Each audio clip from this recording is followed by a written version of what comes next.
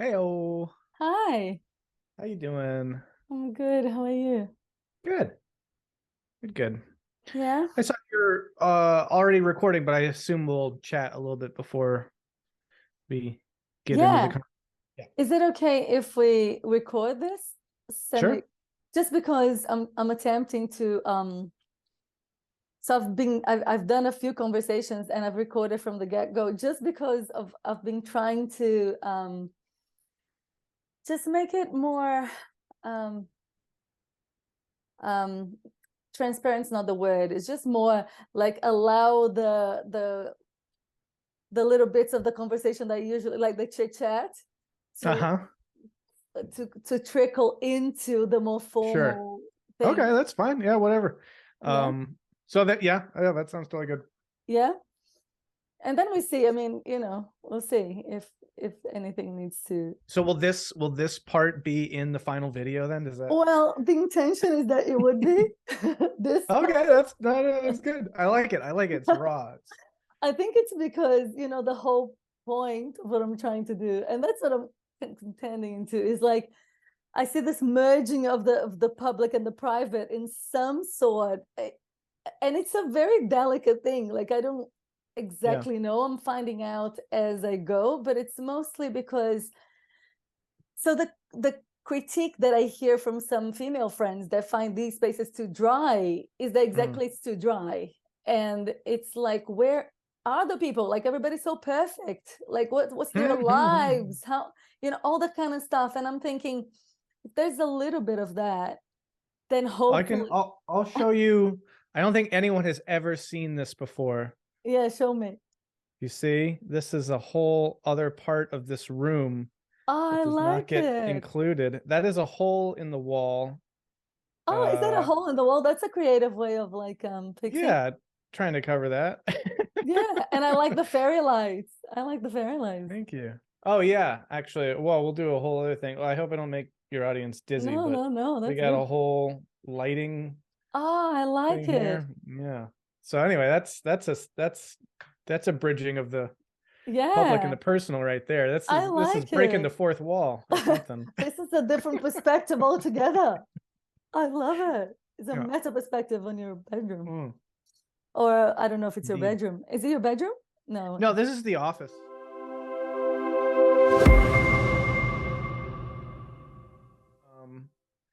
Here, I'll give you the rest of the this is the Ah. that's where I was doing my work on the Omega project. It's a little workstation. That's my Oh, partner wow. Erin's little form. She does some really beautiful uh textile work. Oh, beautiful. Yeah. Oh, nice. I'll just formally introduce you because when I That makes talked to sense. Yeah. Layman, I forgot to introduce Yeah. him, and I was like, if this becomes an actual podcast without video, people won't know who I'm talking to. That's a So, good point. That's a very good point. so They also if it's audio, then they won't have been able to see any of yeah, the lights or exactly. anything. So But you'll then have they to can check that out. imagine. They could Yeah. imagine. Beautiful eyes.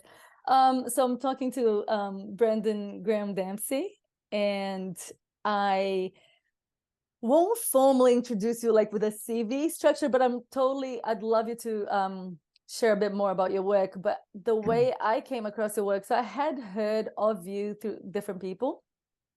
And I think I had heard some podcasts or conversations of yours. I think maybe something about the Metamodern spiritual retreat with Mm. laymen, so that you run. So that was in my radar. And then I came across that. I know that you wrote a book on emergentism. I Mhm. even wrote here the rest, a religion of complexity for the metamodern world. Mhm. And but then I heard a podcast on. You had a conversation with Jim Rutt, and I just really appreciated the conversation. And I don't remember all the content. I remember feeling really energized by it. I was on my bike ride and I felt energized. I felt a lot of clarity. I felt that the way that you were exploring the conversation with Jim was with humor and openness. And yeah, so so then I reached out to you. That's about a month ago, and then we had a Mhm. conversation.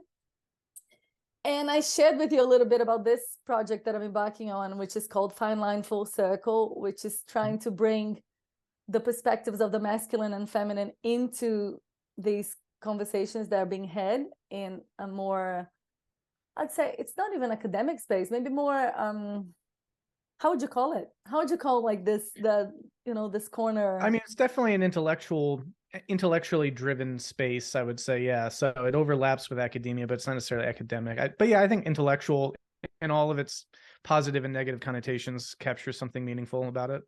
Yeah. Okay. So then I'm starting my project inviting a few people from this space to in the beginning I had this idea that I just help frame or not just help frame Fine Line Full Circle, but infuse their flavor into their work through this context. But now I'm like, it doesn't have to be that. I had a few conversations like that and they were helpful.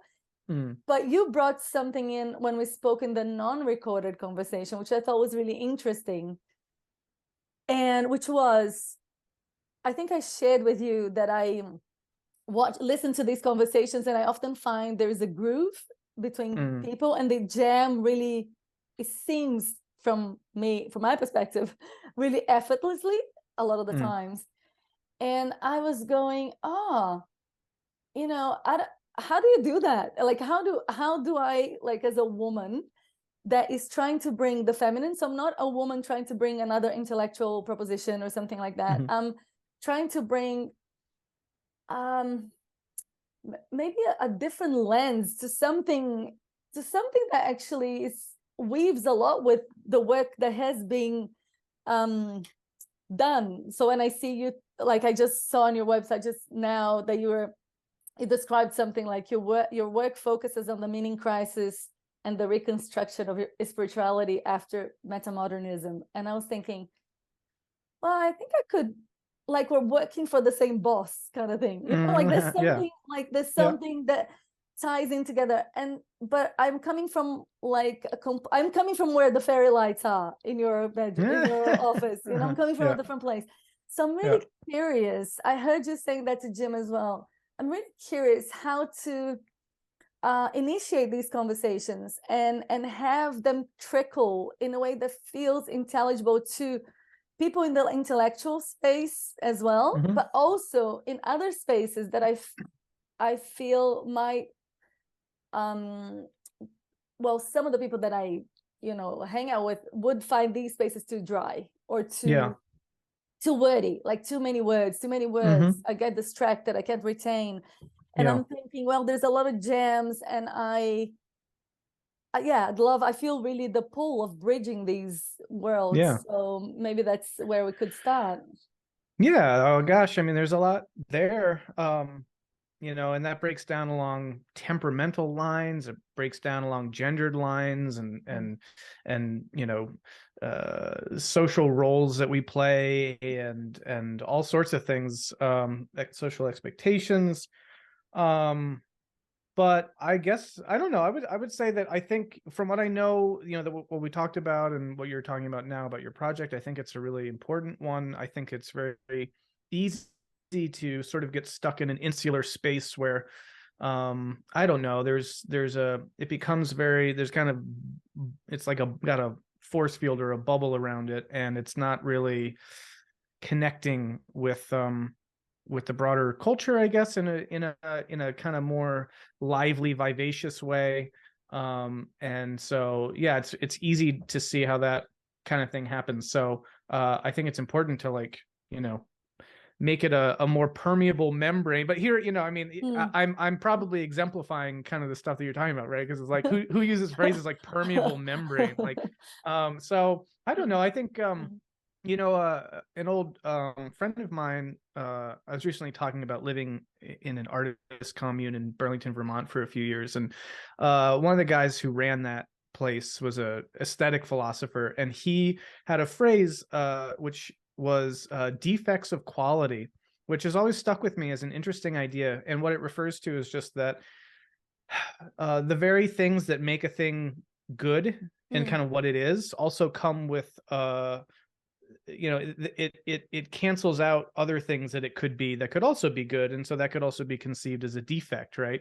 If you go to a classical music concert, you can't get up and start dancing in the aisles, right? That's just not part of what's going on there. And in some ways that's a defect, because it's great to dance in the aisles, but in that context, it's sort of not, right? So it's like but the classical music concert has its own qualities. So there's defects of quality. I guess to apply that here, I would say that, like, this kind of heady intellectual stuff that goes on in the scene has similar defects of quality, that there's something that's afforded by this kind of like very rarefied, kind of conversation, but then it loses something. And so, yeah, I on the one hand, it's like, I think what you're trying to do, it sounds like, to me anyway, is like trying to bring in other things and make that reach out in more interesting ways. And so there are possibilities for something like that to happen. And on the other hand,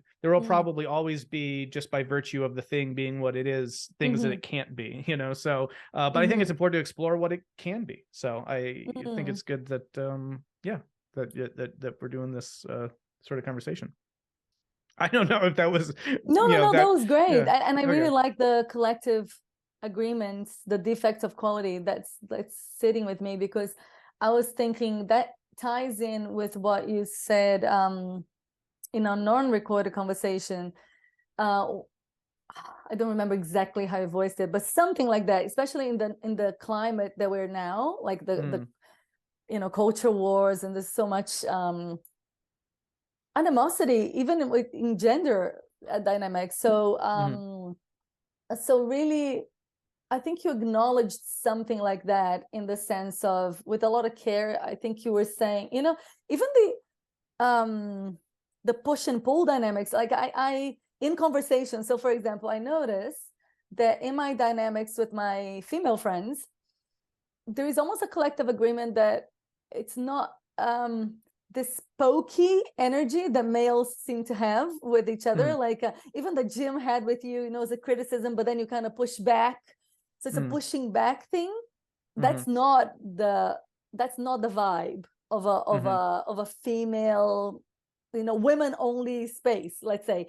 I'm not saying that that's a good thing. I think that there is all sorts of reasons behind. I think that one of the reasons, there are many reasons. I was just thinking, am I going to go in this rabbit hole? But yeah, choose your rabbit hole. Yeah, choose my rabbit hole. Choose my rabbit hole. But one of them is that, let's say that I think that we would do well maturing that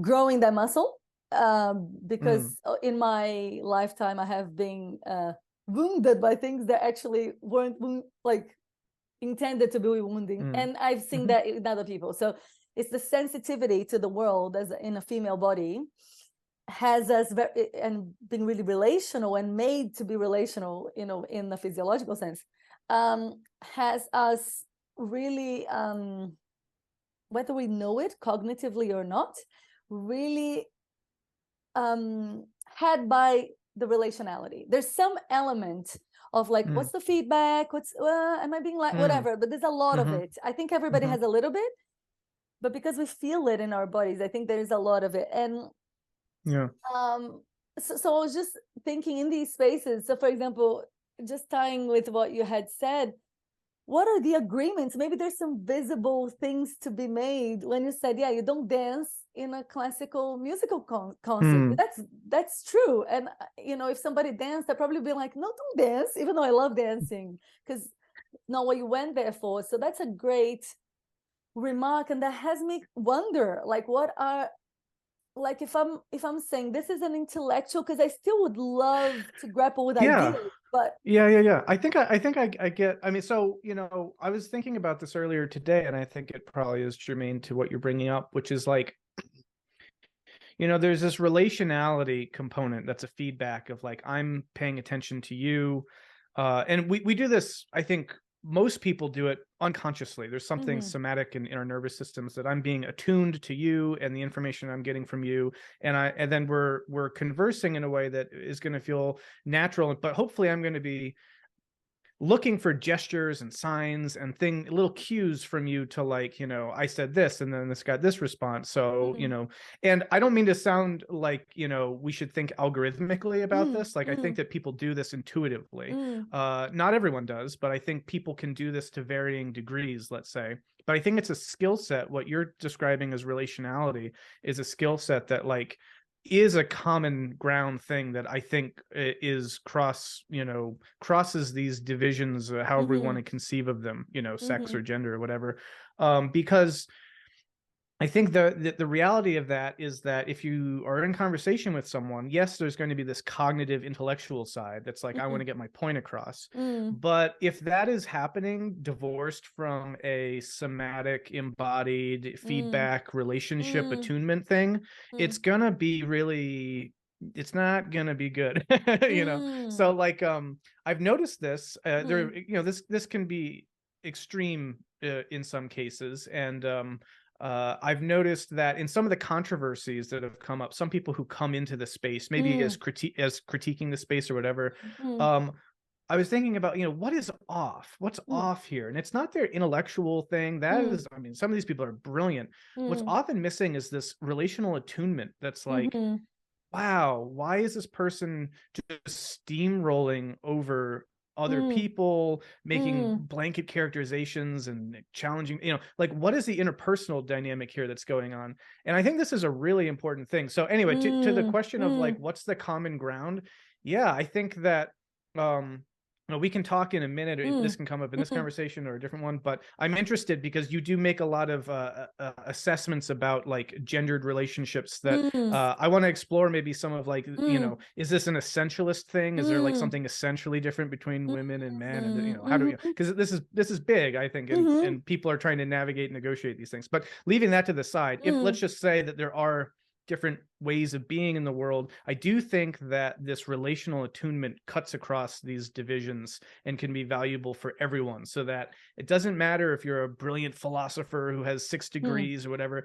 If you storm into the place and you're just interpersonally blind, and it doesn't, almost at that point, your intellectual capacity, it doesn't really matter, I think, because you're not relating to people.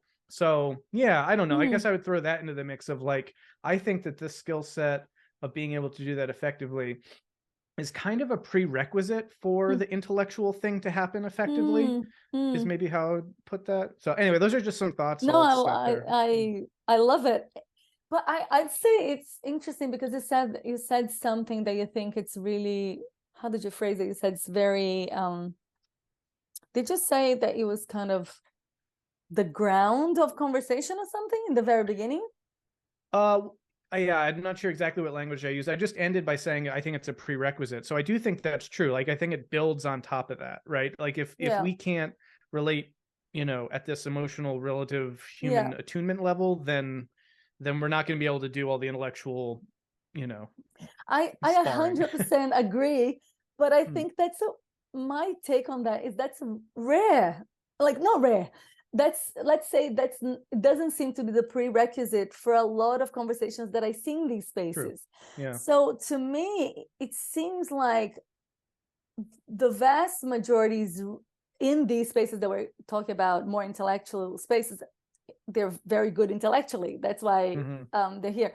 And some of them, and I'd put you, maybe we're actually even getting to the criteria of the people who I invited here to start with, which I hadn't thought of that.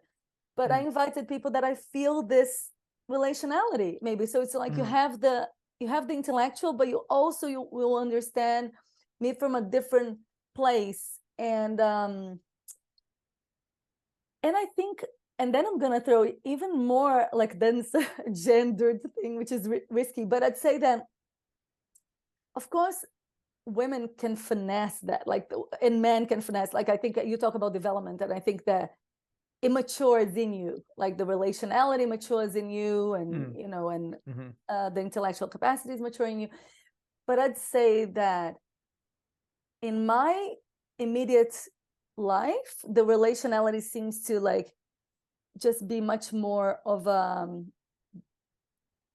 female trait, natural, and then they evolve into, like, it's almost like they're growing up is different than the growing up of men or with people with male physiologies. And there's all sorts of hypotheses I make of that, but it's I'd say that for men, it's almost like the development after the intellectual, like what really needs is the relational. I think that's not a first thing, is a oh, I've been missing that. And I think that I made this point having a conversation with Guy Sandstock when I was because I was trying to explore Dialogos, like even in my mind, I was trying to explore how it works, and I was thinking, wow, some people can go straight into the intellectual, and really, I can see the intimacy, I can feel the intimacy in that space, and I was just reflecting on my own experience and the experience that I have when it feels that I'm really jamming with people. It kind of has to, like, it starts, I was just trying to reflect now, it has to start a little bit in the personal. Like I can't go straight into the intellectual. I feel clunky. No, I think that's very right. And I mean, all these things wind up relating in interesting ways, because I think that we can, like we're doing it right now, we're using language to be able to talk about these dynamics almost from an intellectual standpoint. But that doesn't mean that we're bypassing them. I think it's, it's based on that. So, but that being said, I just finished Greg Enriquez's new book on, the psychology, and he's got the whole UTOC thing. And I think it's a good map, for thinking about human psychology and the way that it evolved and it helps us understand ourselves better, in the sense, in this case, right, he's got sort of a tiered thing of matter to life to mind to culture. And the culture element at top is sort of this, like, that's where you get the linguistic, the narration, the concepts, and to maybe oversimplify this a bit, like that's where a lot of that intellectual stuff goes on, right? But it's literally built on top of an architecture, an infrastructure that is, somatic, that is, it's our nervous system, it's our emotions. So it's like in a very ontological way or a metaphysical way, like that really is secondary, and so there is something that really, I think, is out of whack or out of alignment if we're thinking we can jump into this intellectual linguistic plane of ideas and just ignore, everything that we're rooted in, our emotive, biological, and material substrate, right? So I think that I think that that's a big part of what I think about as what wisdom should be orienting us towards, and what our spiritual paths are about, is like, how do we ensure that we're not like misaligned, or that we're not, kind of like hollowed out at the bottom, but like we really, obviously the integral scene is important in this context, and so you could think about it in those terms of how do we integrate all these things in a way.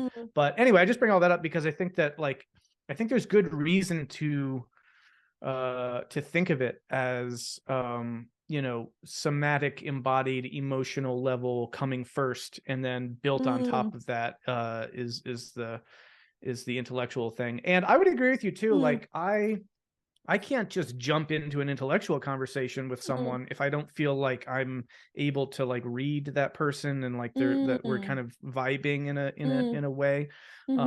And so I think that any of those really successful intellectual jams that you're talking about really do come out of, first and foremost, that kind of like, somatic, embodied, relational, emotive kind of core.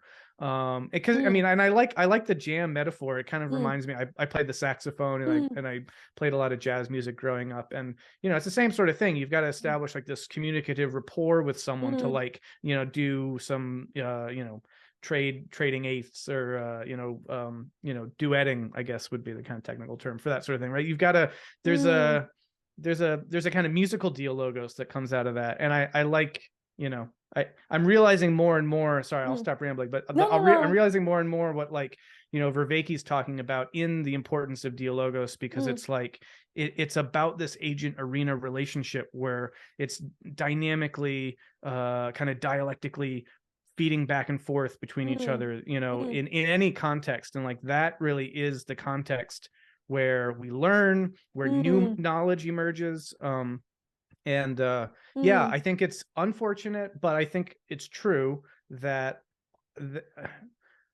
I don't know how you want to put it, whether it's rare or it's not the default, but it's certainly the case that collectively and interpersonally, much of the time, we don't really do that effectively. And it's an interesting question, like why? You know, where is that coming from? Is it something that's broken in our educational system? Is it something that is like missing in our interpersonal education or enculturation?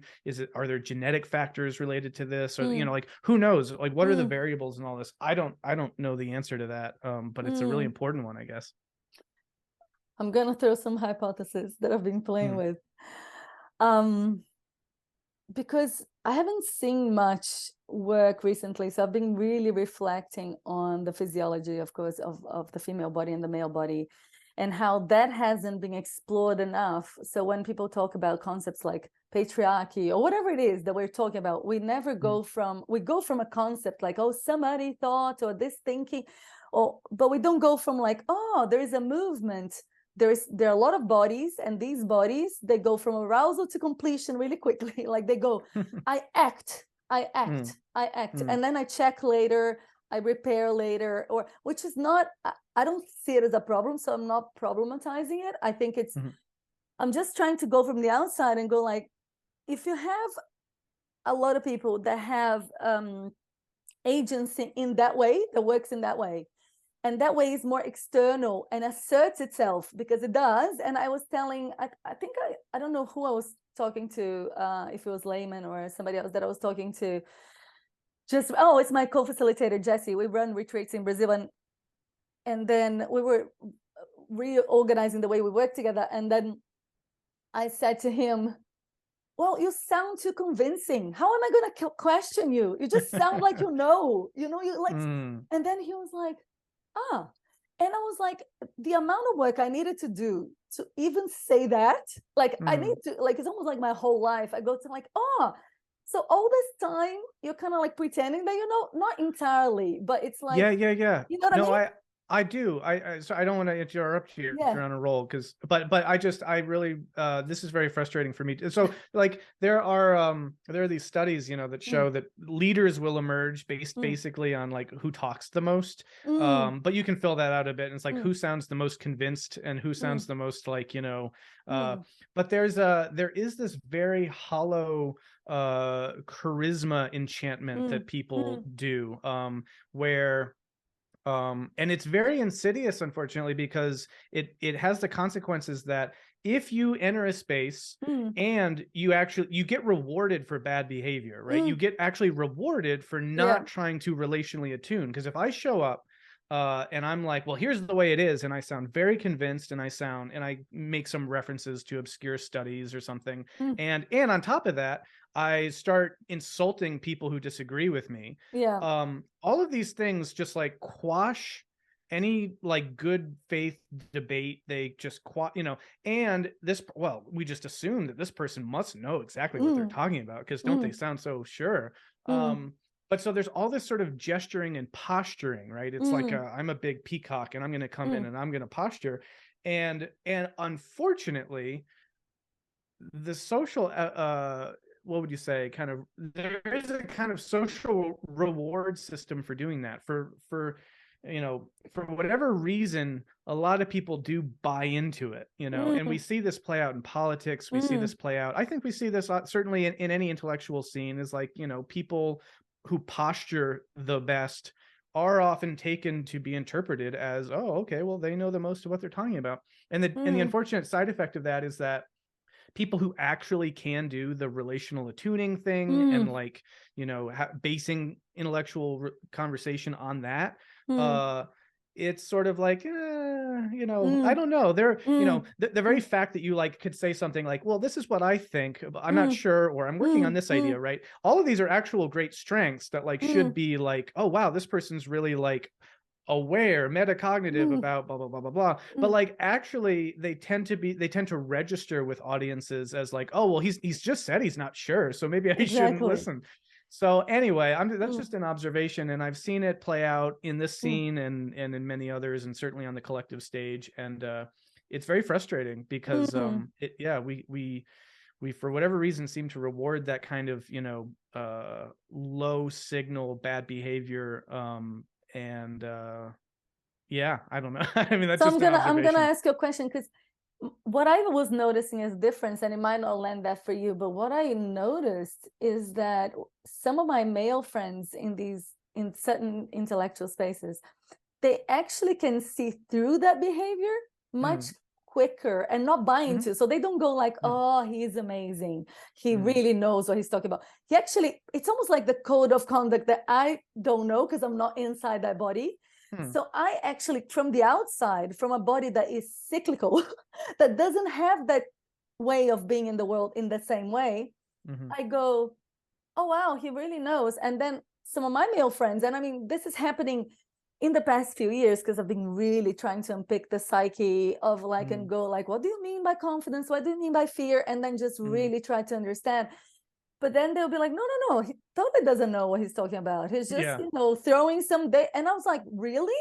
How'd you pick that up? And then but I noticed that it's much easier for, I'd say women, but I'd say maybe not just like when there's a lot of words being projected, strung together in a seemingly like seamless narrative, and you haven't read 5,000 books of philosophy and the history of humanity or whatever it is, like you can't quite debunk those thoughts. It sounds like somebody's just telling you, but in a way we've been, I mean, the whole culture has been from a development, I mean, I'm going to bring development here, it's controversial these days, but I was just thinking the expert developmental stage, like I know, and I'm not just in any doubt about that. Actually, that's a sign of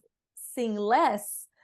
Just as you said, but simultaneously being a woman and not maybe having those convincing data points, and a woman that hasn't been academically trained, you know, a woman from with different interests, and maybe I'd say the way I speak is more like I don't know if it's more poetically or whatever it is, but it's not like in 1853 this happened, and like I don't you know, I don't go like that. So I noticed that to get through, if I actually say that I'm in doubt about what I'm saying, which I actually often am, I'm often like trying to go like, how did this land?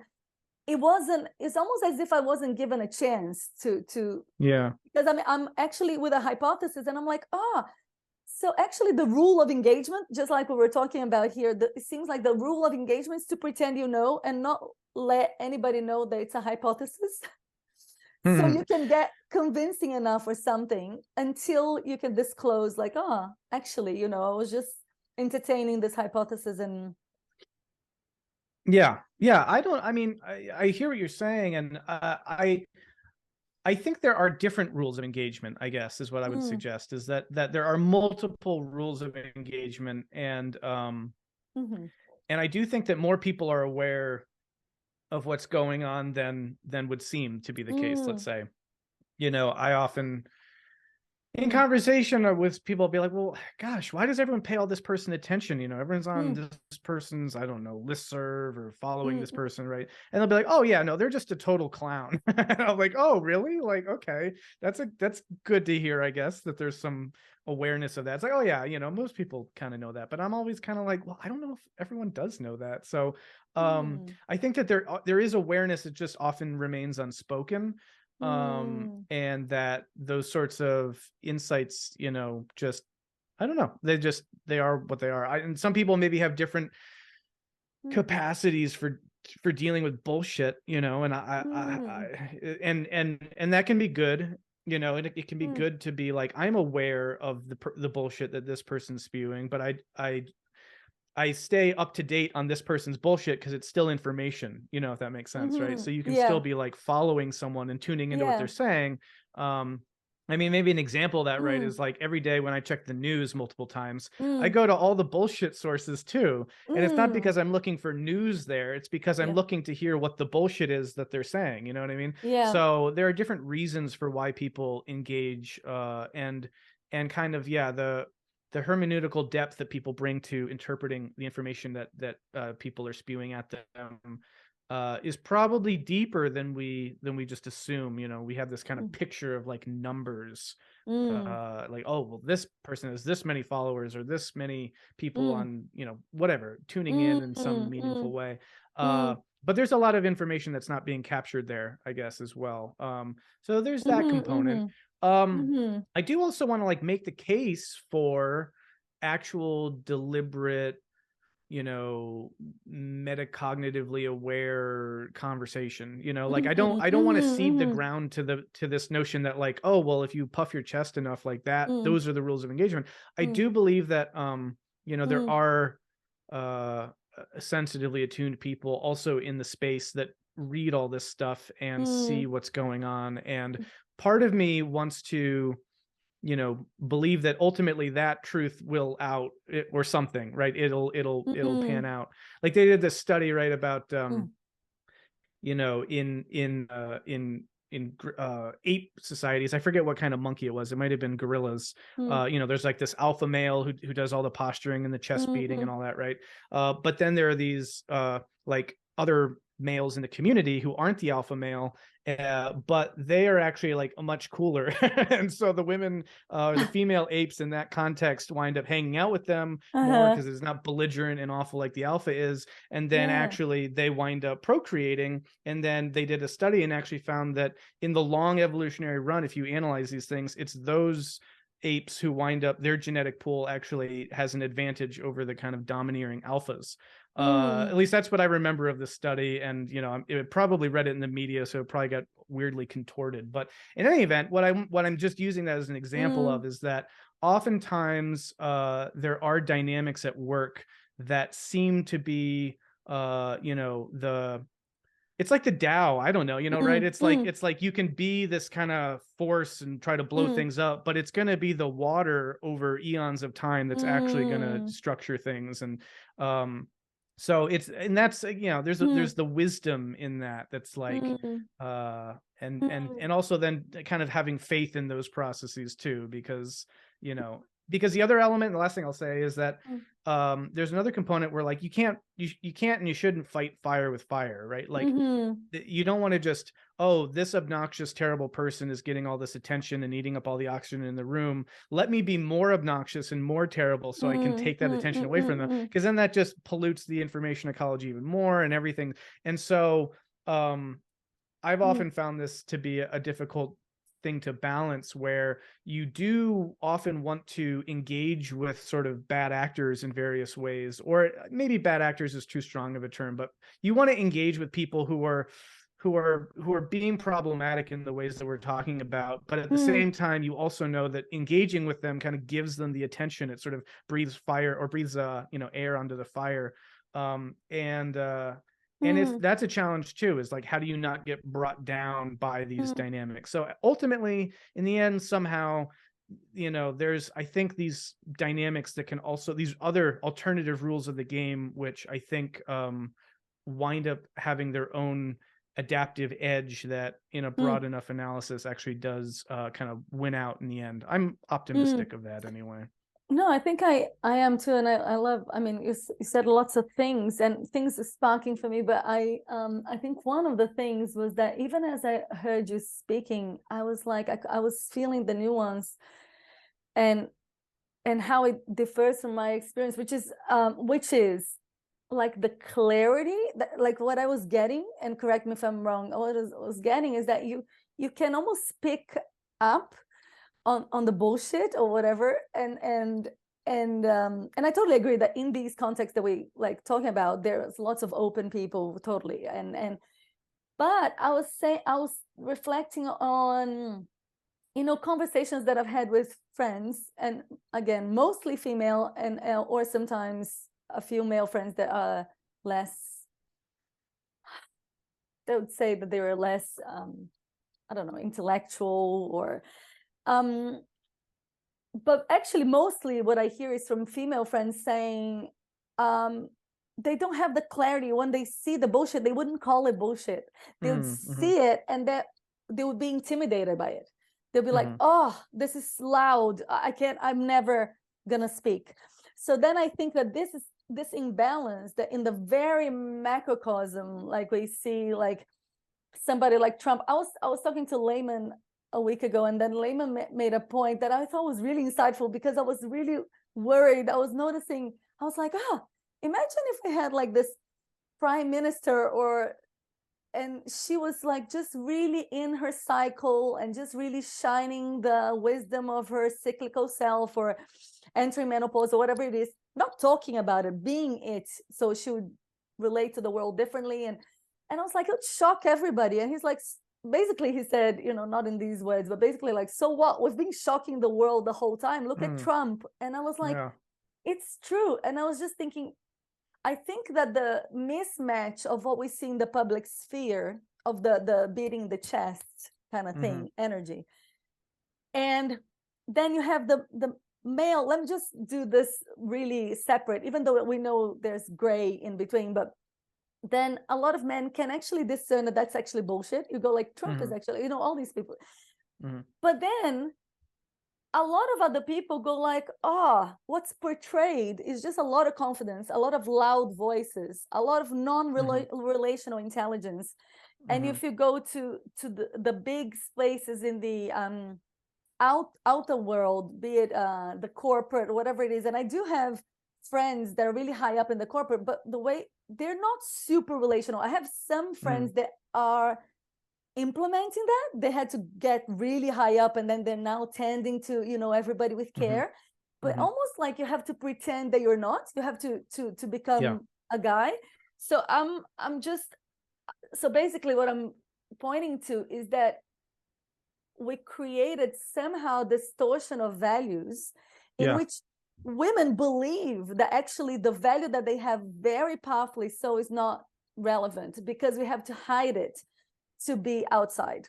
So if I'm going to go contribute to the outside, I better hide that I care about you. I better hide that maybe you need to, whatever it is, the things, I hide that and I go straight to the point. And we created this, I think invisibly so, we created these like norms of relating in the public sphere that I feel intimidates women that don't know how to be this way, because it's actually no, I hear that. A couple things come up for me. Well, one, I wanted to name this is a great turn of phrase. I thought non-relational intelligence is sort of a good way of referring to this dynamic that we're talking about, I think. So I liked that. Another thing that just I wanted to name real quick too is, we've sort of been talking about, high in sort of cognitive complexity, low in relational intelligence or something like that. But there's also the opposite as well, as in men very much, and it's basically like people full of charisma. They can come in, they'll grab you by the arm, they'll blah, blah, blah, blah. It's a big, charismatic sort of thing. But then when you actually kind of probe there's nothing. It's just hollow. And we're sort of talking about this already, but like, I mean, this is, no offense to people in LA, but like, this is like a whole thing in LA culture. It's just this like, you can speak LAese, and like, there's a whole way of talking, and it's just so smooth and rich and, glossy. But when you really kind of dig in, most of the time, there's like nothing there. And I think either of these imbalances is not good, I agree. Because we need intelligence and complexity of thought to navigate a complex world. But we also can't do that at the expense of our relational, of our relationships and our entire emotional lives and all of that. So, we need to do, both of these things. And I wanted to just name that. But as for like another thing that kind of, I'm not sure how to express this. It's like you're naming this dynamic that you're saying that women on the whole, or in your experience, feel like they can't voice their, like they can't call bullshit, or in some ways there's some, there's some inhibition there to engage when there is all this chest puffery and whatnot. And I hear that. I also, though, it's like there's a danger of essentializing women as relational and not, thinkers or something, not, intellectually complex. They can't play with the boys because the whole intellectual game is the boys' game. And then we sort of reify these like weird gender dynamics that I think are really unfortunate. Now, I agree, probably, if we were to get into all the details, that like there probably are deep reasons, even rooted in physiology and evolutionary biology, that could like, meaningfully relate in the aggregate to specific tendencies this way or that way, etc. That's an interesting conversation on its own terms. But that being said, I mean, I would like it to be the case that everyone, men and women, felt an imperative to be relational and intelligent, right? I mean, wouldn't that be nice? Hold on. And Can I so, just rephrase one thing? Sure. Because I love what you're saying and it's all important. And I was already hearing like, oh my God, people are going to kill me if they think that I'm saying the women are not intelligent. Oh my God, that's no way what I mean. No, yeah. But, sorry, no, yeah.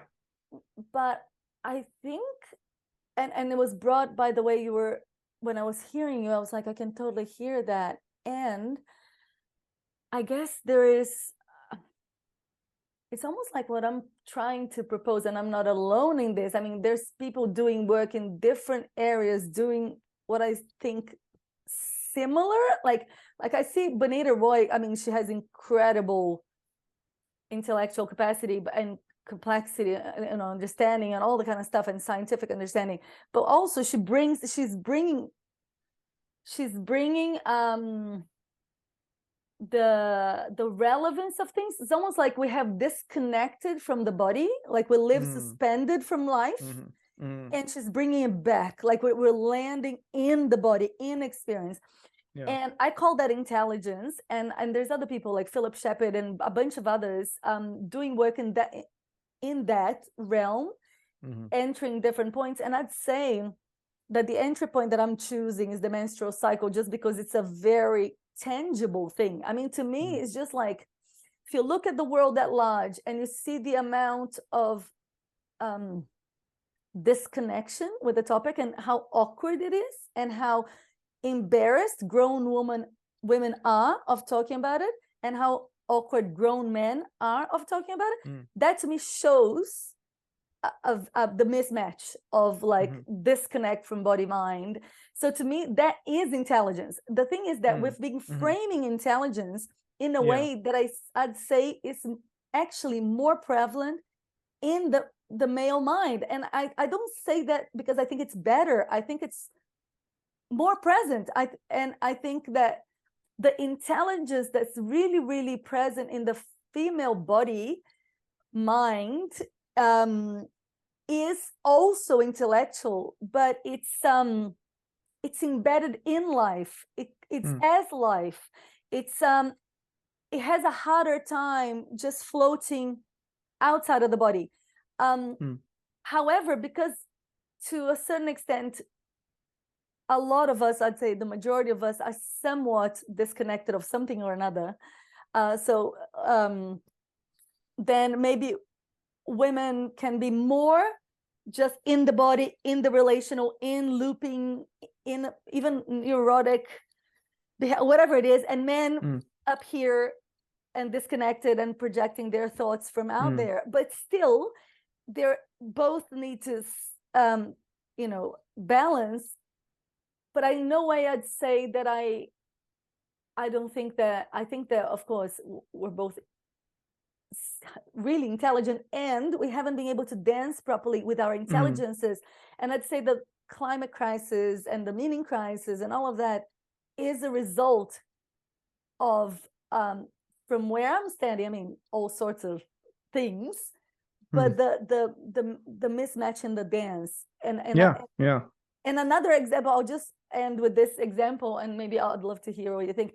It's like, so for example, a wise woman in the tribe, right? She would be like in her 60s or like whatever age, but she would be older. So she has the wisdom of the embodied life. And she has less estrogen in her body. I mean, barely any. So then she's not as accommodating. She's just like tells us as it is. And then you have this image in your head of like, I have this image in my head of a little old lady just getting the young man in the tribe by the ear and saying, you know, like, you're very, like, you're amazing, you're strong, but come here, don't go too quick, don't do that, don't kill all the animals.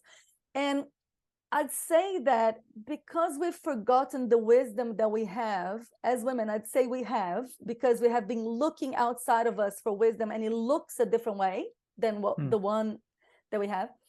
And I'd say that we're forgetting that we need to do that, you know, like metaphorically, and not screaming, not angry in a way that it doesn't get heard, but in a way that's like, you know, maybe like the example I'll give is like, for example, the industry of plastic surgery in Brazil is crazy, is rampant. And it's not just in Brazil, I mean, LA is probably. So older women, instead of like really owning their wisdom, they're trying to become young because they're allowing culture to shape them as opposed to dictating how culture should be, because the confidence is not there, right? The confidence is not there. So then I'm like, we're losing these wise women to kind of like get us back in track. And that homeostasis of like agency and immense intellectual creativity and quick action that the masculine has tremendously is not being tempered by the, hold on, darling, why are you creating another skyscraper? Hold on, like, do we need another one? You know, that kind of thing, which I'm making silly, but there's something that needs to balance. And I feel that that's wisdom and intelligence too. I think that's well said. I love that image, you know, of, you know, proverbially grabbing these, I don't know, the proverbial masculine, I guess, by the ear. I think all that's true. I mean, you know, as you say all these things, there's a part of me that like I totally resonate with, and then there's part of me that like keeps getting drawn back to this sort of like requisite meta conversation about the conversation that I feel like needs to be had first.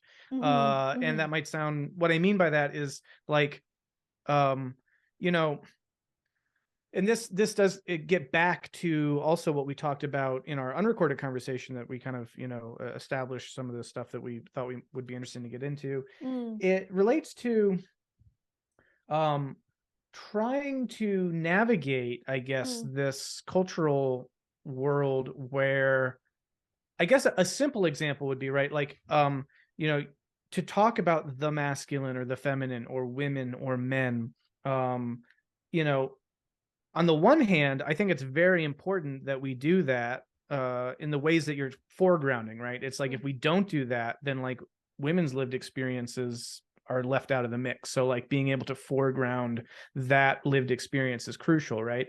At the same time, our culture broadly is going through this like reckoning or collective sense making through like, what do we mean by these categories, and you know, how essential do we think of them? You know, what does it mean to be a man? What does it mean to be a woman? And some of that stuff is totally off the rails. It's just like, you know, it breaks down into all these weird contradictions and totally disregards reality. So, but we can leave that aside. I do think though that there is like meaningful, like, well, wait a second, you know, what does it mean to equate this particular set of traits with masculinity, right? Or this, you know, because, and the reason why I find all this potentially really, really important is because if we make these divisions, if we're like, okay, this sets of traits go with the women and this sets of traits go with the men, then we can wind up sort of creating a certain cultural ideal for what we think masculinity to be about, then winds up becoming very hobbled and actually like fractured and out of alignment, right? So for example, if we think of it as just an inherently masculine trait to barge into the room, you know, make your point, claim bold things, you know, whatever, then then it's like, oh, okay, well, if you don't do that, does that mean that you're not masculine, right? Because like I would think of myself as masculine. I identify as a man. I'm totally fine with like the whole man identity, and I've never struggled with that. But when people then want to equate certain things, certain behaviors that I find really problematic and bad and say, but that's masculinity, then it's like, okay, I guess I have to choose. And then it's like, well, then I guess you must just be more feminine. Then people are like, well, my more feminine friends, right? So anyway, I find it becomes very problematic in that way. Whereas if we could think more about traits in a different way that I think still do map meaningfully onto gender dynamics, but still we might have a more productive way of thinking about traits where like, yeah, then intelligence and relationality could be things that both genders could like affirm as being valuable, and then we could kind of collectively develop together rather than sort of like, yeah. So there's a part of me that wants to, on the one hand, affirm some of these really profound, almost like archetypal differences, and on the other hand, I see value in questioning how that has been done historically, because I think that we're also kind of limiting ourselves by being like, oh, well, this is how it was done thousands of years ago, so that means that this is what the archetype is. And it's like, well, how do we move those archetypes forward? So anyway, that's kind of, I just wanted to bring that in because I think it's important. I love that, and it sparked a lot of things for me. Oh my God, Brendan, you're quick, and I'm like, I wanted to like just have little bubbles and freeze them when you speak, because there's lots of gems there for me. So one of them is actually, I'm gonna like use something that you said to Jim Rutt when Jim said to you about the word God, and you said, no, I actually want to use it. I want to use it deliberately, and I'm doing the same with male and female. It's like, I hear you, and you're right. And the same way that God, the concept of God grows up, the concept of the masculinity and femininity grows up. And a lot of us are stuck in very, very early notions of what that means. But if we don't own it, I think we're transcending so quickly that I think the point that I'm making is like, we can't transcend something before we include it, because we're forgetting very, very relevant parts. And because the female physiology part, it's not the only thing, but a lot of the things are inherent in the physiology. So because we haven't even included that, so for example, we haven't even, I don't even see a reflection on that in reality. I don't see how it would be to really know when I see women and I see men, that's like, I hold it in my awareness that they're different physiologies, and one is more like this and the other, like we don't hold that. So I think it's like, it's so dangerous to eradicate gender, because we're gonna miss, we're gonna miss it's like we're gonna dilute, so diluted that's gonna be flat. So I want to bring it back and amplify. It's like I'm zooming in and going like, this is really important. And then once we have that piece, 10 years, 100 years, whatever, how long it takes for us to assimilate that, then I'm like, yeah, totally drop it. Like at some point, I imagine that once we have that in us as a lived experience, and that's why the project's Fine Line Full Circle. And of course, once we just feel the felt difference of this and this, and then I'm totally happy for whatever names people want to call, because you have circle within the line and line within the circle, and the spectrum of yin and yang is like, there's so many ways that we can talk about it. And there's a just very, very simple one, which is the menstrual cycle, which inherently holds the male archetype. So the masculine archetype and the feminine archetype are contained within the menstrual cycle. So you have the active phase of the cycle and you have the passive phase of the cycle. You have the construction of the egg and you have the deconstruction of the egg. You have and all of that is matched by of course, it would be so, it just wouldn't be so if we forget that we reflect, we are that our bodies are expressing. So we just seem to have created reality. So progress and all the, modernity is a reflection of the follicular phase of a woman's life. So I can say the patriarchy is the follicular phase of a woman's cycle. So the luteal phase, which is the opposite, which inherently holds grief and letting go and deconstruction and death, they're teachings of the cycle. If you're not disconnected from your body, you'll feel that in some fundamental level every month. But because we've been suspended, we kind of just keep going with that, and we forget. So I'm bringing that back just as, because it feels like we need that teaching to slow us down. And that is a teaching of the female body. It's not, so I need to make the distinctions. It's not a teaching of the male body. The teaching of testosterone is a different teaching, and it has gotten us to tremendous heights, but it's a different, that we need both of them. Yeah. No, I think that all registers. What would I want to say? Well, first of all, I do want to also clarify too. Like I think it's a beautiful diversity that we see amongst the genders and the gender archetypes.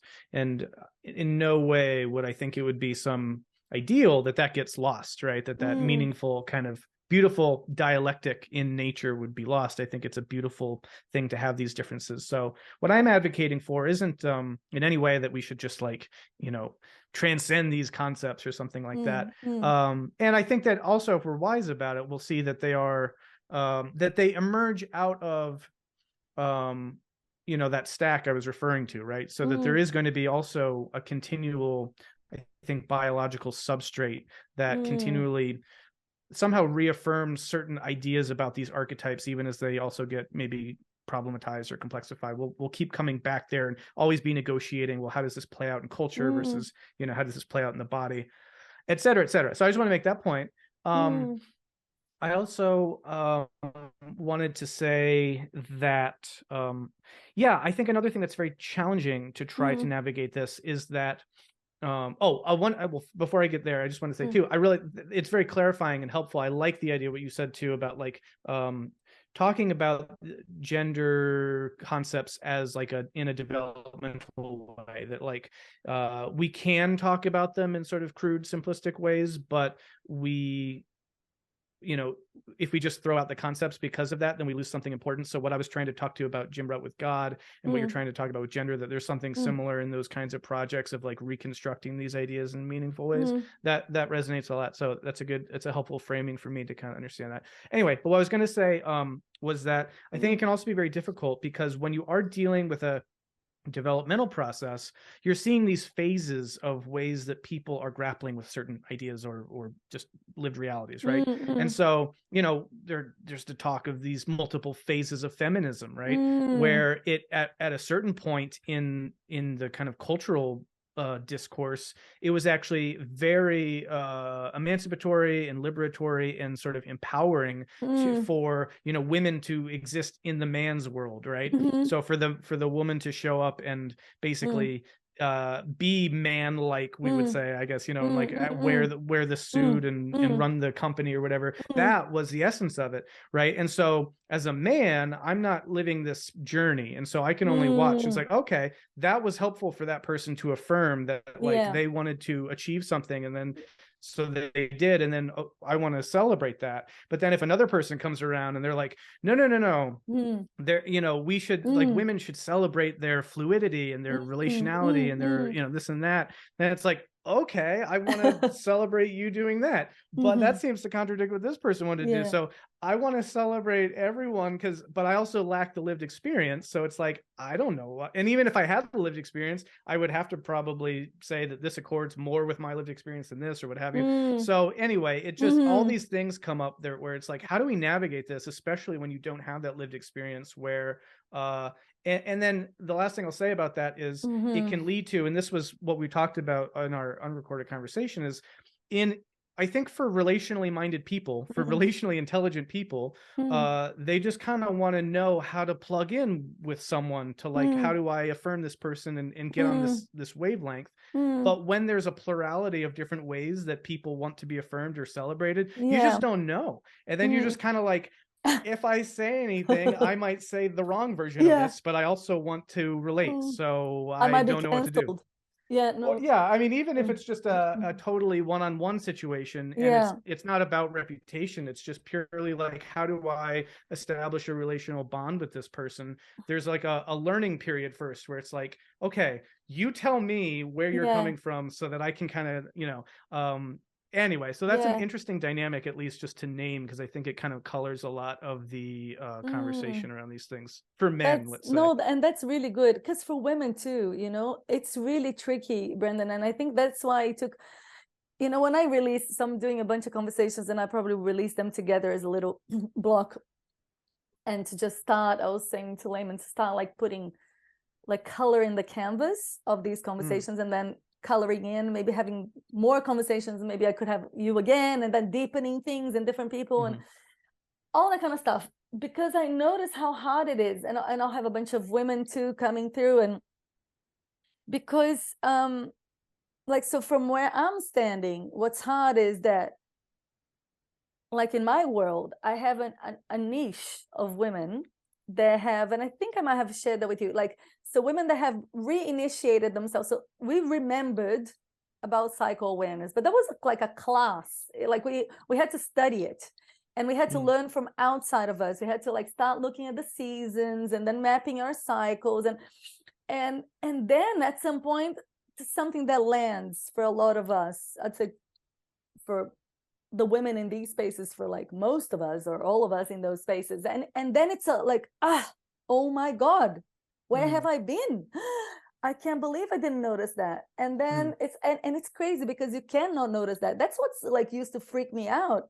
I lived a lot of my adult life without noticing it and living happily, happily. But once you go back, it's almost like, once I look back, I was like, oh my god, there was so much effort. There was effort. I didn't know it was effort, but there was effort. And so that's one thing. But when I go to other contexts, and that was more my developmental work and work that so I'm just in my work with groups of people, I'm just merging it. It's very recent that I'm just bringing together, because my developmental work was here, and my growing up of the human was here without the cycles, nothing, and here was the women stuff. And I was like, wow, I was fragmented in my own work, because I couldn't get the language across, and I didn't even know how to make relevant to these people that this was relevant. And even to women, I could feel how challenging it would be, some conversations for me to have with some women. I had multiple conversations. I had conversation with women that were like older, postmenopausal. They were like, oh my god, that makes total sense, and I never experienced my cycle like that, but I can see how there's something there. And I also had conversations with women older that be like, I have no idea what you're talking about. And simultaneously, I have seen hundreds of women like really connecting with this and going like, oh my, and in my own lived experience is dramatically different. So I'm like, wow, it's a divide for sure. There's a split. And it's a very hard thing to talk about. And then when I want to talk to men about, I again, it's because the reflections I get, of course, is like you, like I can see how that could be the case. And often I hear about their wives or their partners or their and even if the women are not completely aware of their cycles, they would like in the positive way, with a positive frame, like, oh my goodness, I'm in my spring and whatever. If they're not framing this way, they still are aware that they're cycling, because they would have a negative frame. They'll be like, oh, this is happening. So in some way, the men that I talk to are aware that there's something that goes on there. So I hear you in the difficulty, and what I'm thinking is that I think that's why I'm like so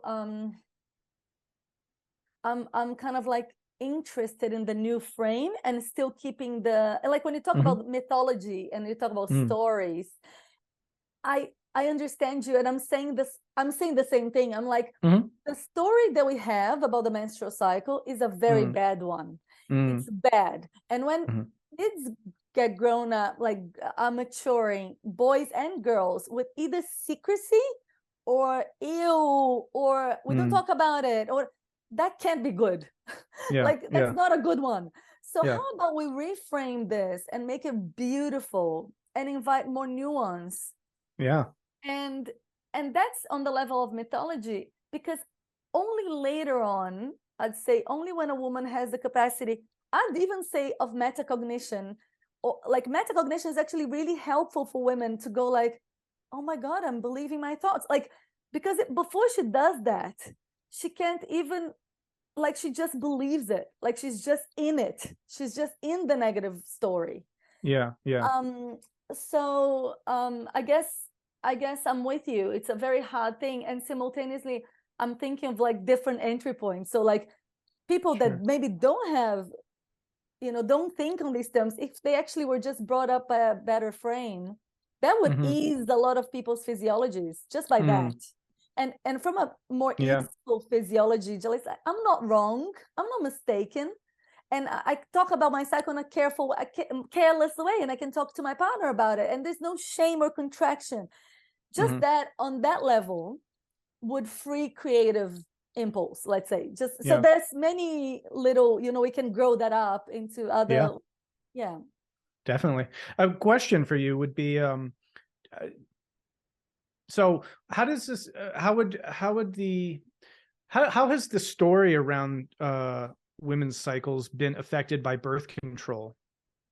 Oh, I'd say, that's a very, I'm sure, maybe that's its own rabbit hole. That's a rabbit hole, and it's a very we don't have to tricky get into one. that. No, we can get into it a little bit. There's people, one of my teachers has written a book about it. Actually, I think it's called The Pill, Is It For You? Or something like that.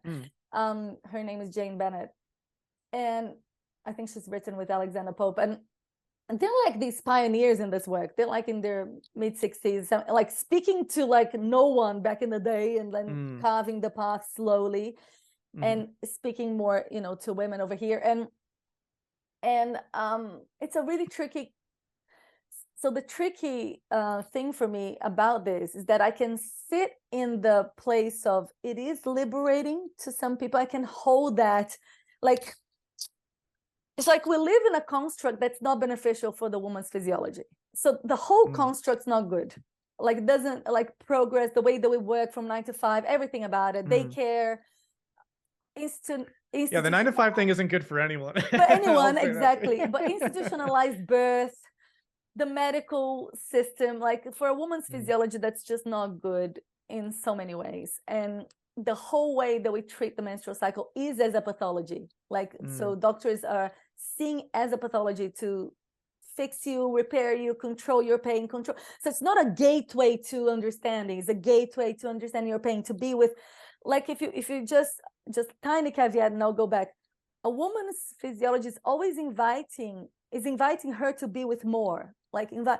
And it's hard because we're constructing reality as not to be with more. Let's be with less. Let's, take pills and Panadol and painkillers. So when we do that to a woman's body, I mean, there's lots of repercussion. But I also understand that we're in the middle of this, and being in the middle of this, the kindest thing to some people is to take birth control, and the kindest thing to some people is to go through hormone replacement therapy during menopause, for example, because it's almost like if you unleash the beast, like you're coping, and you're just coping most of your life without noticing that you're coping, and then at some point you just are completely left on your own. It can some women would go crazy with that. Like, there's a lot of stuff that happens. So I'm just caveating that. But the birth control, I even would question that the sense of liberation, that's a really tricky one too. The sense of like sexual liberation that birth control affords. I don't even know if that exactly in that particular way is a woman's desire. And I could be frowned upon from that, because if that gets misplaced, and just then it's like, we get the short end of the stick in many ways. But I think that women, we're trying to behave like men in many fronts, and that is one too. So I'm not saying that there is a sensuality and I would even use, like, from a woman's experience of life, which we're not afforded a lot of us are not afforded that. And some women wouldn't have that language, but when I say things, they go like, yeah, that makes sense. Mm-hmm. There's this like experience of like sensuality with reality, with life itself. Mm-hmm. Everything is sensual. There's this, so that is very present for a woman's experience of reality. But the pill would suppresses your cycle. So basically you're not cycling. You're not, then you're more like a man. So in some ways, then it allows the reality to pretend that we're like men, that we're linear, to work, because a lot of us actually are. And when I got off the pill, I took the pill for like, I think 15 years or something like ridiculous. It was like a hangover of a life. Like it was like I came into contact with anger inside of me that I didn't know existed. And like without narrative, it was just like eruptions of frustration. And another interesting thing that happened, that only reading that book years later, I was like, oh my God, that makes really a lot of sense. And that's really scary, which is the pheromones get really scrambled on the pill. And there's a variety of pills now. And so I'm not up to date with what's happening. But basically, you are not attracted to the people that you would be attracted on a natural basis. Like you, and if you're just with somebody on the pill, and then you actually, sometimes you get off the pill, a lot of women, and I think that happened to me because I got divorced really quickly after I got off the pill. It's like all of a sudden you're like, oh my God, he's my brother or something. Like there's which is like really weird. It's a weird thing. Yeah, that's interesting. Yeah. It's a weird thing. So I'm just saying that because there are things that we play with things in science, and we've been playing a lot with women's physiology. And Jordan Hall even was saying to me something like, I didn't know that, but he was saying to me like, oh, there's this like womb now that you can like grow a fetus. Like there's this talk about growing a fetus in this mechanical womb. And he's like, this is a bad idea, humanity. Like, don't do that. And I'm like, it seems like we've been playing with these things, extracting, like I was talking to you, like when we don't zoom into the juice that it is to be cyclical and everything that it represents.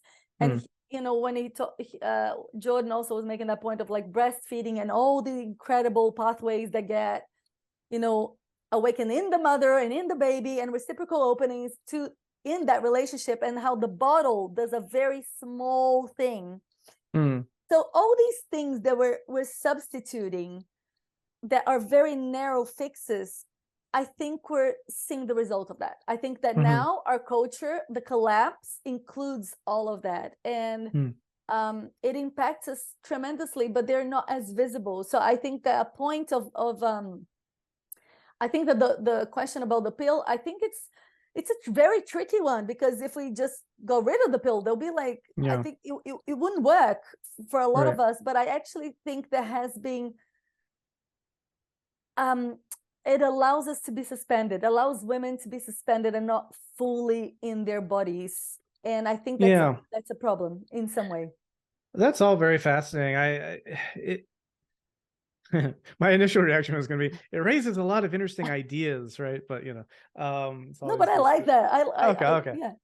I've become very self-conscious now of how, you know, I intellectualize things. No, I know, but just in an embodied context, it's always like, okay, I don't want to be just the ideas guy. But no, it raises a lot of interesting ideas and concerns, or questions, I guess, would be like, on the one hand, in the way that I was talking about earlier, right? Like all that makes sense because we're coming out of a biological cognitive mode of existence that is governed by things like pheromones and, you know, these natural cycles that have evolved over millions and millions and millions of years.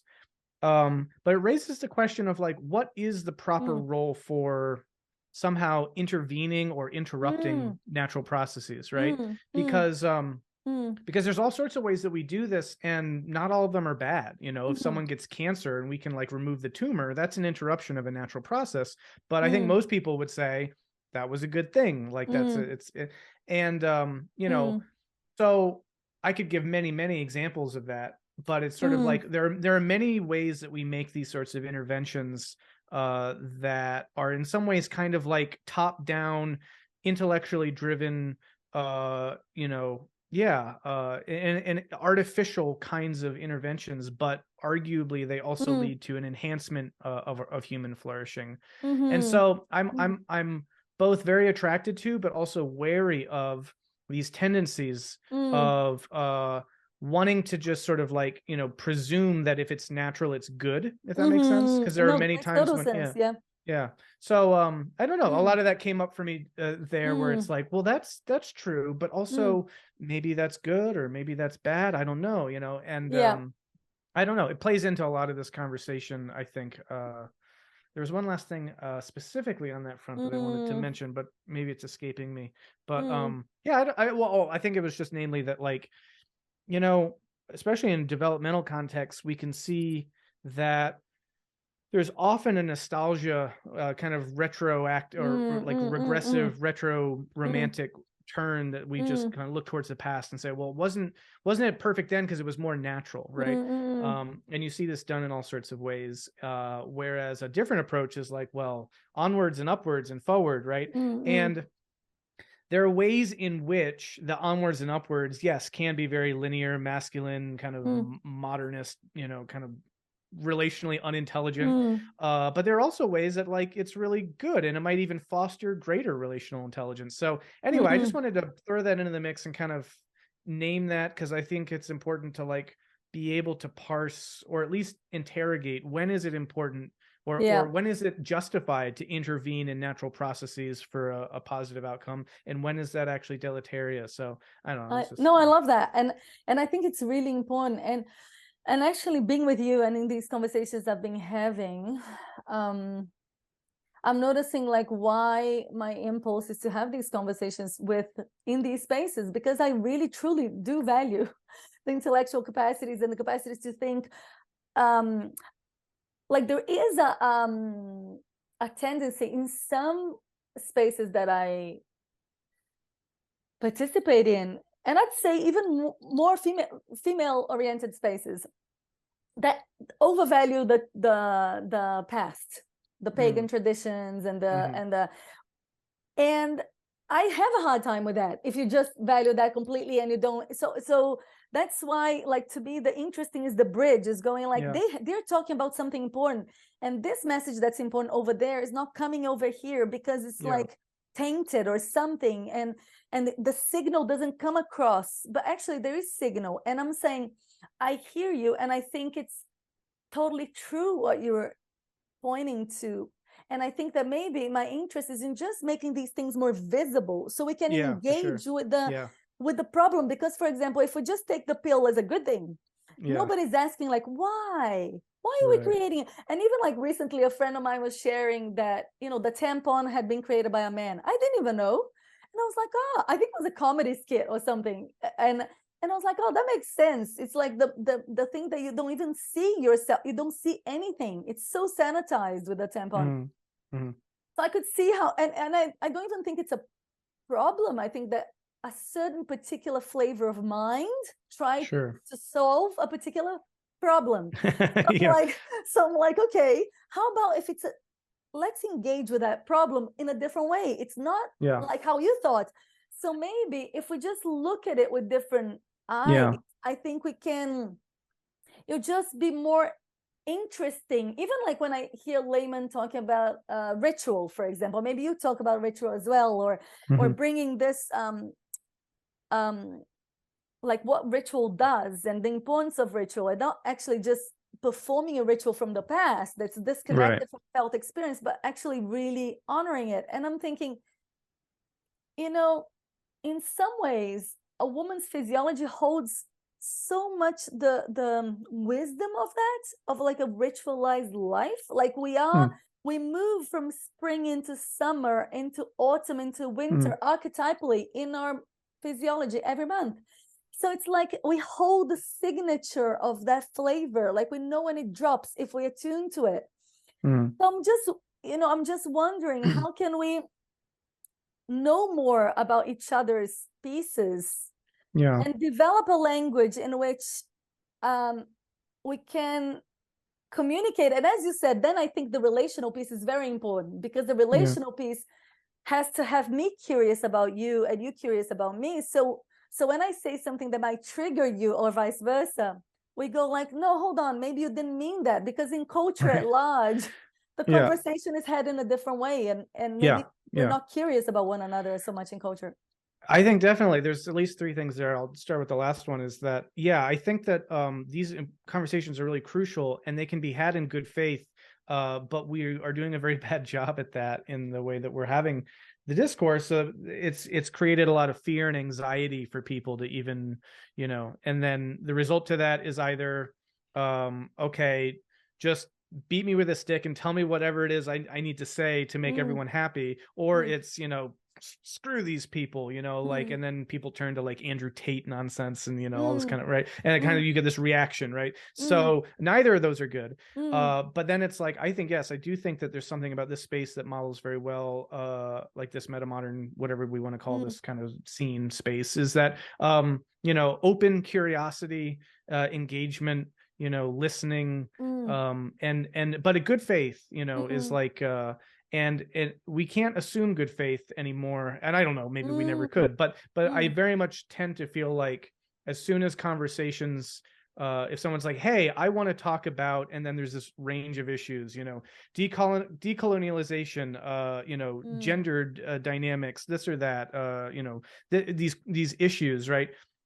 For whatever reason, I'm like, uh-oh, it's not like, yes, this, I mean, because like the core of these things are deeply important, but it's usually that the way that those conversations usually unfold is not good faith. It's not open. It's not curious. It doesn't allow for people to learn in the flow of conversation. It's very, I'm gonna lay down my ideology on you, and if you don't like it, then you're an evil person. And so that is, I think, very much a dynamic that we need to change in order to have these conversations.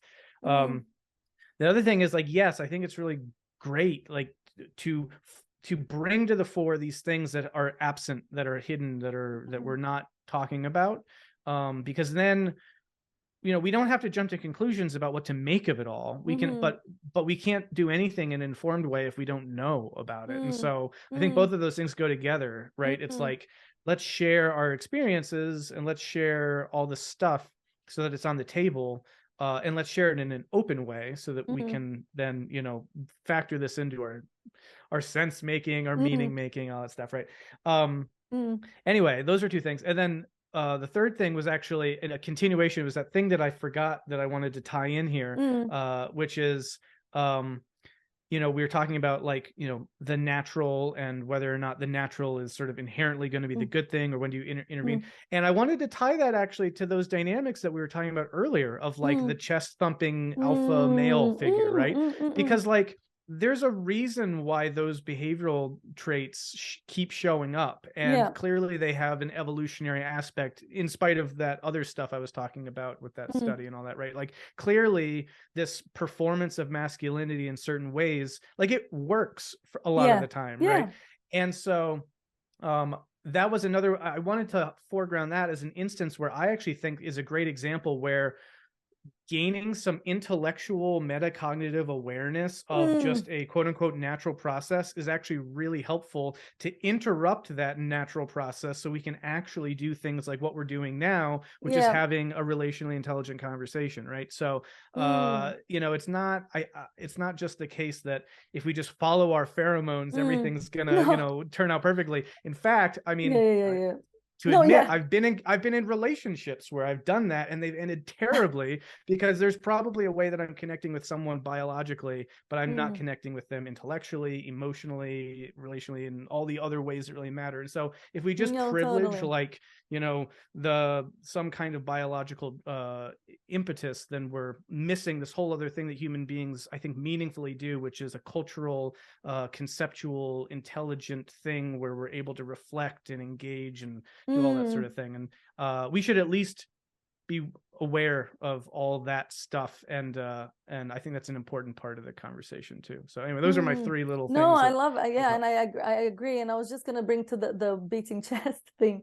I was thinking, Yes, I can see how that works in some ways, but in this like growing up of like including, like there's an element of the beating of the chest that I actually don't think should die. Like, Yes, right. Yeah. Yeah. it's being vilified by culture, some Right. element of that, which is actually like there's some element of that, like which is Hmm. like I'm calling it like the testosteronic move, or Hmm. this that is, it feels um like I was just giving an example to someone that, sometimes we live in a farm in a community, and sometimes something breaks, whatever, and you know 9 times out of 10 it's a guy that Hmm. comes and does like this, and my assumption is that all of them knew what they were doing, but all of them didn't know, but they just have Uh, this like mm, I'm gonna find out, and actually there's an enjoyment, there's something that they, it's like hmm. fixing, trying to, so there's elements of it that I'm like, how do you grow up the beating of the chest, and how do you grow up the Yeah. elements of that actually, without completely vilifying and saying, oh man, now need to Yes. become, um Yeah. need No, to I totally agree. Um I think that maybe probably like really effective men's groups mm, explore that yeah, specifically, right? It's like how do you what I don't know what word you want to use, whether it's sublimate masculinity or mm, that's probably not the right one because you actually I think do want to engage with the raw energy that is there, but if it's misdirected or what would I mm, guess in this context would be maladaptively directed, right, mm-hmm, then it's going to be problematic. Like mm-hmm, it's all this is also deeply contextual, right? Like if you live 5,000 years ago or 10,000 years ago in a different social milieu with different social expectations with blah blah blah blah blah, then that might be adaptive to someone's got to come up to the plate and play leader, mm-hmm, yeah, but now in different social circumstances and with which I think are also like really meaningfully like there's an advance there, like it's yeah, it is important that like uh that the various kinds of equality movements have brought more uh diversity, plurality of perspectives, et cetera, et cetera. So like we should own that, like, okay, this is a good thing, but then how yeah, do we use that like biologically evolved chest thumping move that shows up and how do we direct it towards something that actually is you know productive? mm, I don't mean productive in like a capitalist sense, but just like mm, it's beneficial for everyone, it's efficacious, it means something that actually, because this is the other thing that's actually mm, interesting too about this is just occurring to me, that like even though these things that were evolved for one context continue to show up because because we're still working with the same mm, hardware, they're going to read socially very differently, right? they're mm, going mm, to they're mm, going to not be adaptive in the same way that they were for the context in which they evolved. And mm, so then it actually is a matter of like, well, how do you work with the existing physiology to direct it to adaptive contexts that meet a 21st century reality? And I do think this is a huge issue mm, because mm, literally, I mean, we're seeing the rise of all these crazy misogynists on the internet and like this like proliferation of this kind of, manosphere bullshit that like mm, clearly there's a need for people to be able to figure this out. And the people mm, talking to it are not doing it in a productive, meaningful way that's helpful. They're just mm, sort of reverting into, me big man stuff. So mm, we need to be having these conversations, or someone needs to be having these mm, conversations because I don't know, maybe that's probably cliched and obvious at this point, but it's actually not for me. One thing I'll admit is like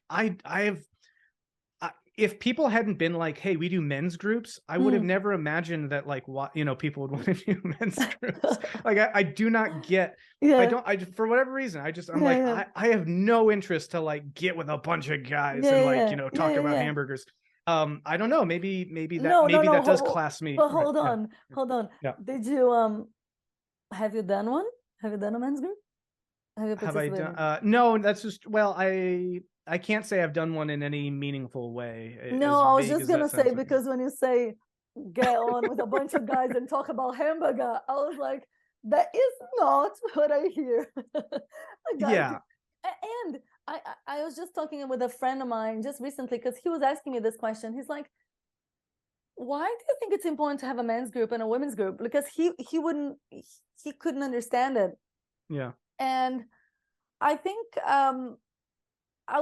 one perspective that I offered him is that just being in a group, like I have been in groups with just women, and even my conversations one-on-one, like the being that shows up in different, there is just different, and there's a shared reality that's something that is interesting. And when you actually play with people that can play like the growing up of men, so it's not the hamburger version, it's a different one. Yes, yeah, right. Then it's really interesting. It can be really enlightening. And I think that from what I hear, my friends that go, just have a lot of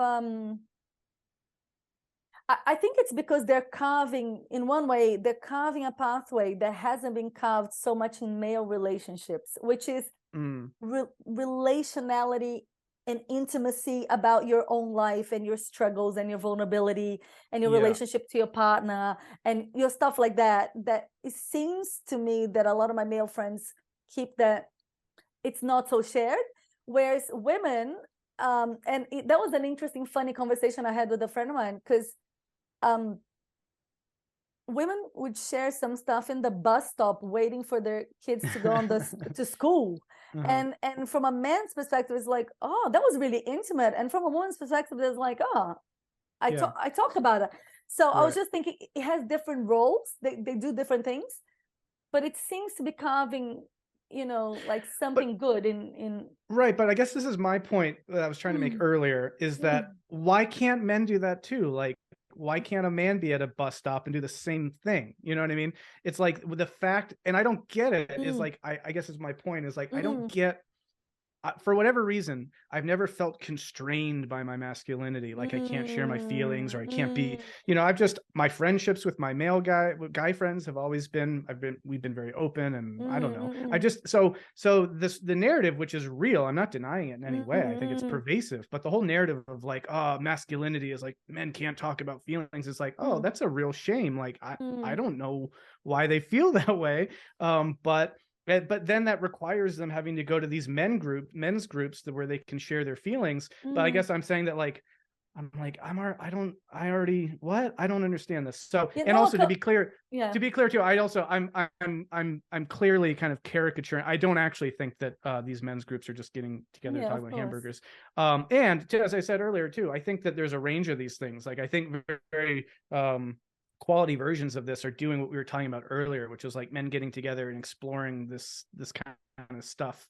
But I also do think that there is a portion of this sort of like man thing that's coming, that is probably actually, unfortunately, a lot of it, if maybe even the majority of it, I'm just going to intuitively suggest, is that it's really not done well. It's very much a reification of kind of rigid, stupid gender stereotypes. And in a world where people are really craving identity and like meaning, then okay, now I know who I am. I'm a man. And I've seen this happen with people. Okay. Like they struggle with their identity, or a life crisis happens, and they kind of fixate on, okay, now I need to eat a bunch of steak and watch a bunch of Jordan Peterson videos and Joe Rogan, and they like buy into the man thing because this is very important. And I look at that and I'm like, all right, that's a little bit silly.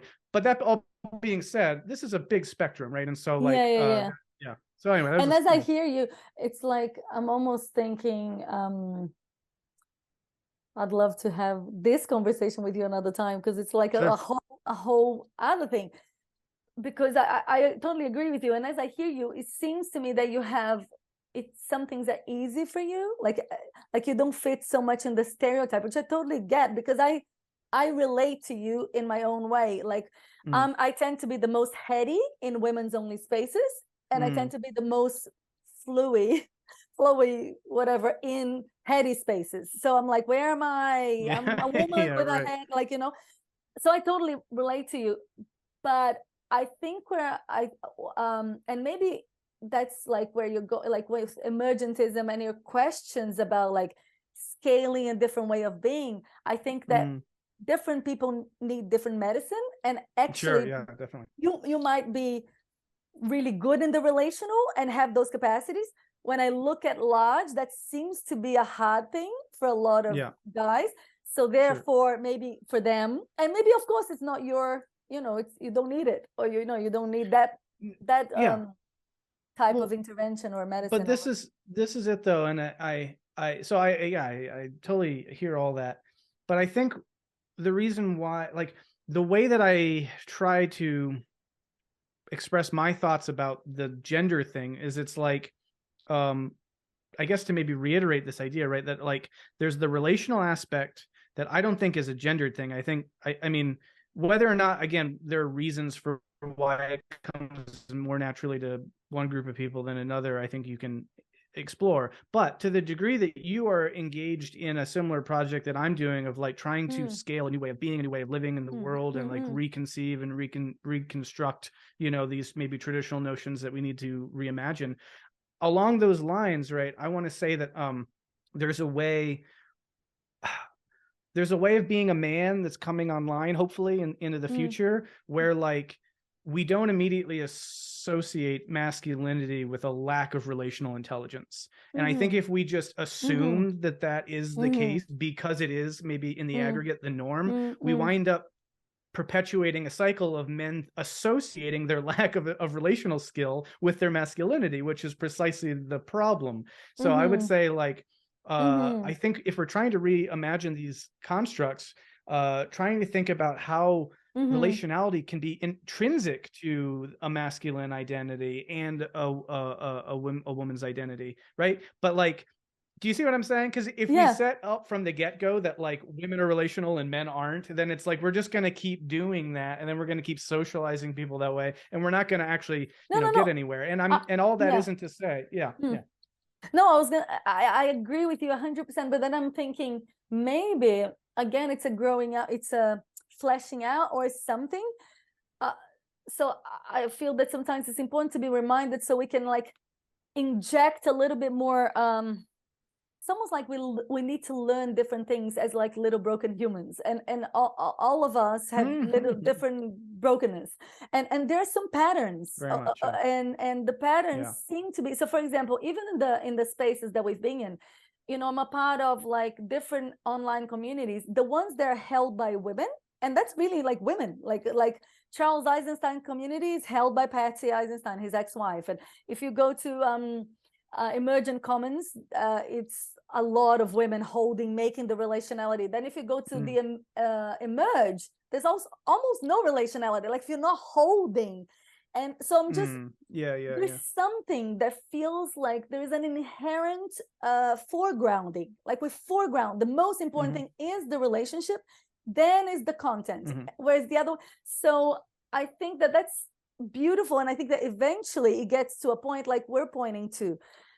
But if we have those lenses, then we can say, oh, maybe this person needs a little bit more salt or a little bit more pepper, like different things. And it can be a little bit more bespoke. Or no, I think that's true. One last thing I'll say, just to fill in some of my maybe negative associations with some of the man group stuff, is actually at the retreat that I live at and run, the previous owner hosted a lot of men's retreats, and having just been familiar with him to some degree, and also moving in and seeing some books he left behind, that like one was like The Myth of Male Power, and there's like there's this own weird victim mentality that men. So like, let me preface this by saying I do think that there's a real crisis of masculinity of some kind. I see this because everyone's talking about it, and it's clearly very important for a lot of people, and people are drawn to all this stuff. So like very real stuff. That said, it can do this reactionary move where what happens is men wind up claiming some victimhood, some victim identity, and identifying with like, I'm oppressed, I'm a man, and actually there's no history of sexism and blah blah blah, and it winds up being very kind of regressive. And so some of my associations with a couple of these men's groups things seem to have that kind of flavor to them. It's sort of like a lot of men came together because they were feeling victimized and needed to like have some solidarity with other men to bitch and moan about how men are overlooked and all that stuff. And it's a difficult balance, right? Because it's like you want to validate that experience, but you also need to set it within this vast historical contextual frame of like, well, the patriarchy, or, you know, whatever you want to call this, of like, okay, but like we live in this world where all this stuff happens. So so I feel like getting those dynamics right, the context right, is difficult. You want to affirm people, but you also want to be like, I don't know if you're really suffering as much as you think because you're a man. And there's an odd dynamic to all that stuff that has just always kind of been strange to me. So that colors and probably distorts my impression of some of the very good work that's going on also under the same banner as men's work, which is going to be That's good. incredibly diverse. So anyway, that's my controversial bit. I'm sure people will that's attack good. me for No, that. that's good. That's good context. Like, that's good context that you offered. And I'm also aware of your time, and I want to wrap it up. And I'm like, feeling energized by the conversation and going. Yeah, I think there were some threads left open, but I think that's good, because then we can have another one at some point, if you indulge me. But yeah, is there anything, like, do you feel like closing with any like thoughts or an inquiry or anything, and then we can Yeah. Not really. I think this has been a wonderful conversation. I think all these things are really important, and I appreciate the work you're doing. I appreciate your openness for all this. Yeah, not too much. I mean, I guess I would, there's always that, maybe there's a general reflection on the nature of having kinds of meaningful conversations that are relational, that are intimate in some way. There's a vulnerability to them that also, as we talked about right at the outset, that like we're doing this thing that's interesting. We're like, we're sharing personal thoughts to the world. We are blending the public and the private. We are, again, kind of being vulnerable and putting it out to all, 8 billion people on the planet. So there's some kind of weird cognitive and emotional dissonance that can come from that, of like, oh, did I express myself clearly enough on that? Or am I going to get shit for that? Did I put my whatever?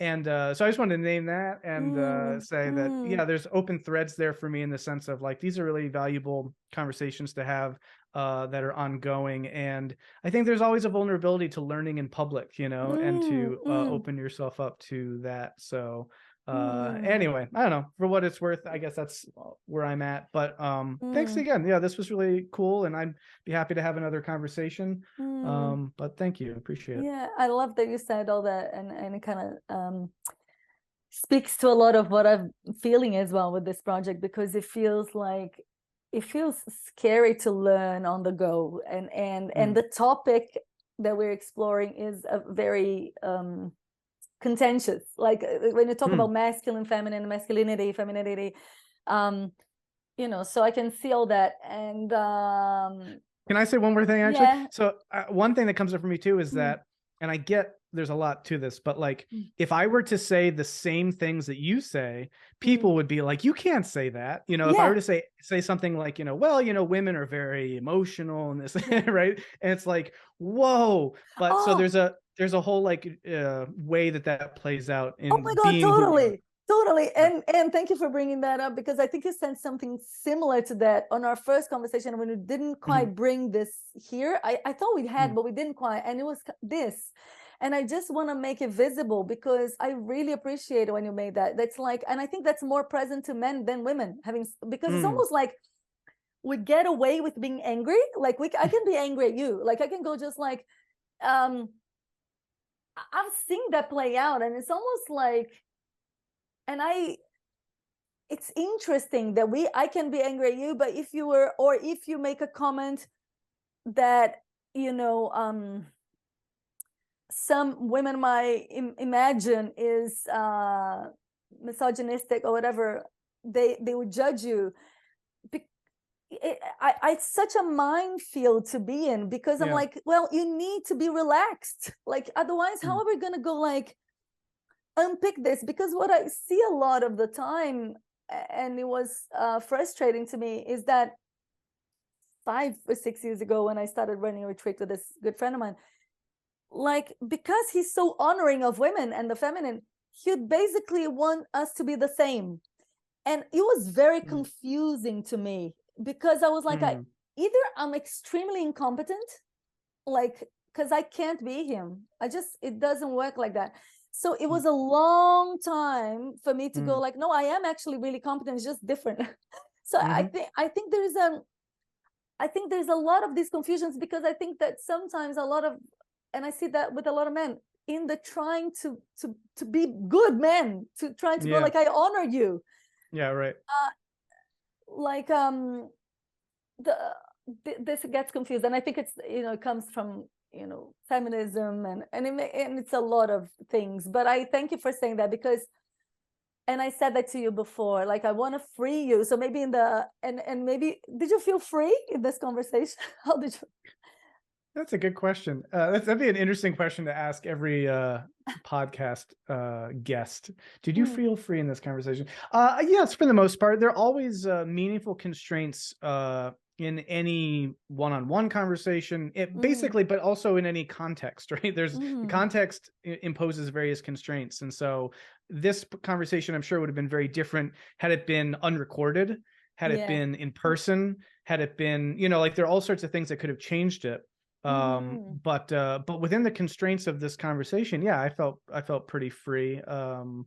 Yeah, I think that's the other thing I wanted to add to this interesting kind of learning in public and vulnerability thing, is that there's a contextual element to every conversation, and you lose the specifics of that when it's done for the world, so to speak, right? Because if you put it on the internet, then it's like, people, there is no context, right? Exactly. And so it then can be it's watched like, in 5 years time, when maybe that's not relevant anymore, or 20 years time, when that's actually old news. Or just that, different people could not know where I'm coming from, or misinterpret me, or whatever. There's just, you lose a certain charitability too, because it becomes a flat screen, literally. So there's certain limitations, I think, in these sorts of things as well. So, which is interesting. But on the whole, I mean, definitely, I think this has been a very productive, interesting, engaging, rich conversation. And I think it's very good. Yeah, thank you, Brendan. I appreciated it a lot. Actually, I learned, and hearing you was great. It sparked a lot of things for me. So, and I feel excited about having another conversation another time. Cool. Well, thank you very much for the opportunity. It was great. Thank you. Bye. Bye-bye.